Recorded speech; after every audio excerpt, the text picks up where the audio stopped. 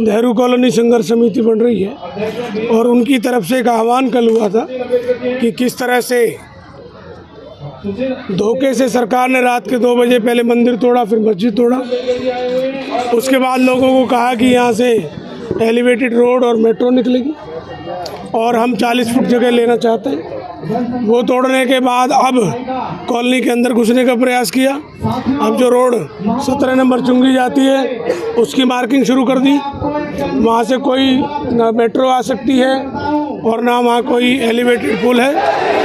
और वैसे भी अभी तक कोई TPR नहीं बनी है, प्रस्तावित कोई नक्शा अभी सरकार के पास नहीं है। गुड़गांव से फरीदाबाद तक बनना है, सिर्फ ये 200 मीटर की जगह चिन्हित की है तोड़ने की, और कुछ नहीं। क्या लगता है सर, क्यों पिक एंड चूज? पहले तो इनके वेस्टेड इंटरेस्ट है अपने भी, क्योंकि मैंने सुना है कि यहाँ ये जो पुनर्वास की बेशकीमती ज़मीन है आज उस पर इनकी नज़र है और ये चाहते हैं किस तरह से खाली करके चले जाएं और ये पुनर्वास की ज़मीन को अलॉट कर दें और अपने मॉल्स बनाएं, अपने काम करें। इनकी बात नहीं की थी। दूसरा, यहाँ ये भी चर्चा सुनने में आई है कि यहाँ फैक्ट्री जो है उसमें भी इन लोगों ने अपने हिस्से डाल दिए। कितनी बड़ी फैक्ट्री है ये? 3 एकड़ बताते हैं शायद, मैं भी जानकारी ले रहा हूँ। पूरी जानकारी लेने के बाद हम इसको रखेंगे। जब DPR रिपोर्ट नहीं, नक्शा आज तक नहीं है, तो किस बात के लिए कह रहे हैं? और मैंने पहले भी कहा था कि आप लोगों से बात क्यों नहीं करते, चोरों की तरह क्यों आते और बल प्रयोग क्यों कर रहे हो? जब हम कह रहे हैं, पूरे लोग कह रहे हैं कि डेवलपमेंट के लिए जो रूट तय होगा उसमें कॉलोनी सहयोग करेगी और सरकार की नीति है उनको पुनर्वास की जगह दी जाए तो लोग तैयार हो जाएंगे। ऐसे नहीं, ऐसे एक भी ईंट नहीं हिलने देंगे। अभी समिति बनेगी, उसके बाद रोज धरना होगा शांतिपूर्वक परमिशन लेके।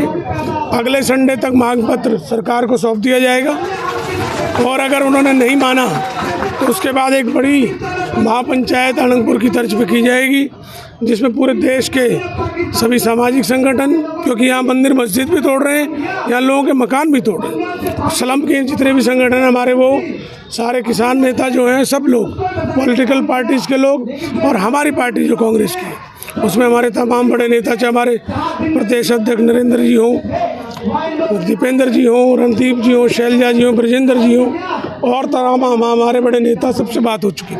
सभी लोग MP MLA से आएंगे। क्यों? क्योंकि एक लड़ाई ये केवल ये नेहरू कॉलोनी की नहीं है।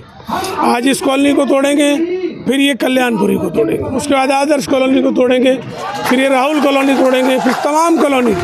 इनका टारगेट ये है कि जो आज ज़मीनों की कीमत बढ़ गई। जब ये मज़दूर आके बसे थे तब शहर को मज़दूरों की ज़रूरत थी, फैक्ट्रियों को मज़दूरों की ज़रूरत थी। आज इनके पेट भर गए इन नेताओं के, तो अब कह रहे हैं हमें मज़दूरों की ज़रूरत नहीं है, अब हमें ज़मीनों की ज़रूरत है। देखिए, सरकार की मंशा को लेकर हम बहुत दुखी हैं और किसी भी सरकार का काम होता है कि उसका विकास करे, उस प्रदेश का विकास हो, देश का विकास हो। लेकिन इस फरीदाबाद को पंडित नेहरू जी ने जो बसाया था, आबाद किया था, आज उस फरीदाबाद को जिस तरीके से उजाड़ा जा रहा है, लगा के शूटिंग रेंज से लेकर सूरजकुंड से लेकर, और मैं समझता हूँ इस पूरे क्षेत्र के जो लाखों लाख लोग यहाँ अपना रोजगार रोटी कमाते खाते थे, जिनको हमने कांग्रेस पार्टी ने बसाया था, जिनका विकास किया था, जहाँ के पानी, नल के, सड़कें, मंदिर, मस्जिद बनाए थे, अब उन सबको तबाह करते जा रहे हैं, उनको उजाड़ा जा रहा है।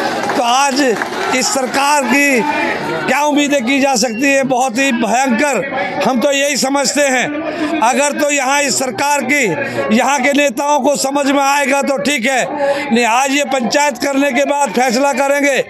यहीं तक नहीं, अगर यहाँ की सरकार और यहाँ के नेता और यहाँ का प्रशासन इन लोगों को उजाड़ने पे तुलेगा तो हम उसका विरोध करेंगे। यहीं तक नहीं, हम यहाँ दिल्ली से लाखों लोग कूच करेंगे फरीदाबाद से दिल्ली के लिए, और दिल्ली की सरकार को कहेंगे कि ये दिल्ली देश को आबाद करने के लिए ये सरकारें, आपको हमें गरीबों को उजाड़ा जा रहा है। सूरजकुंड में देखा होगा आपने, वहाँ के बड़े महल और बड़ी बिल्डिंगें आज भी बड़े लोगों की हैं, बिल्डरों को दिए जा रहे हो सूरजकुंड के आसपास, और गरीब लोगों को उजाड़ दिया गया। वहाँ बहुत सी लोगों की मौतें हुई।